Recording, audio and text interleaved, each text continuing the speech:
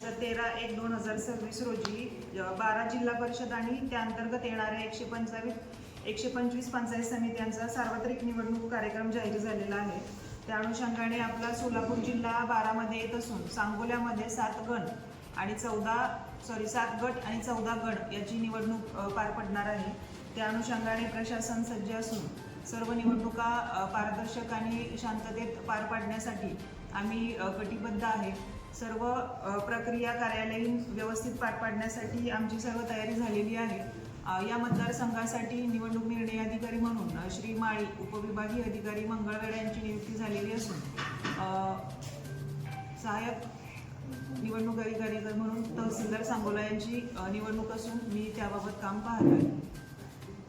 आता ही जिल्हा परिषद पंचायत समिती निवडणूक ग्रामीण भागात असणार आहे, तर आचारसंहिता कशा पद्धतीने लागू केली आहे?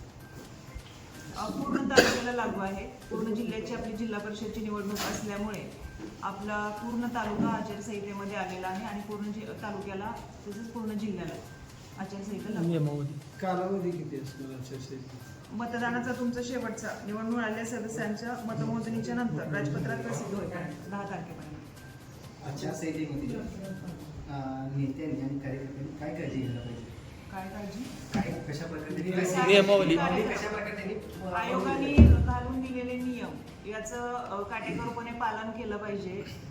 ज्या सभा आहेत, प्रचार रॅली आहेत, त्या आयोगाच्या गाईडलाईननुसार त्यांनी दिलेल्या नॉर्म्स आणि कंडिशननुसार पार पाडल्या पाहिजेत। सार्वजनिक ठिकाणी कुठलाही कार्यक्रम घेताना विहित नमुन्यातली परवानगी, विहित कार्यालयांच्या NOC या सर्व तपासून त्याच्यानंतरच त्यांना ती परवानगी दिली जाणार आहे। मतदान केंद्र मतदान केंद्र 276 आहेत आपल्या तालुक्यामध्ये। सेन्सिटिव्ह मतदान केंद्र CCTV CCTV आता ती यादी फायनल होईलच। हा,